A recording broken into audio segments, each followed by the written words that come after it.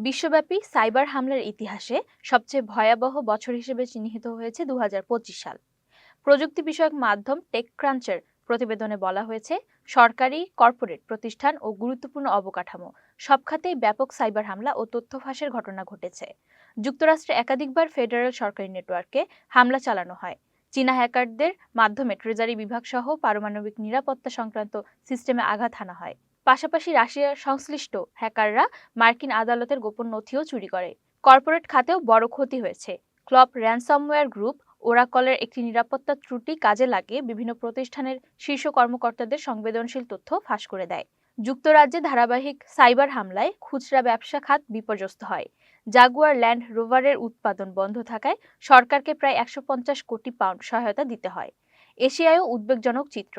দক্ষিণ কোরিয়ার টেলিকম ও ই-কমার্স খাতে হামলায় কোটি কোটি গ্রাহকের তথ্য ফাঁস হয়েছে।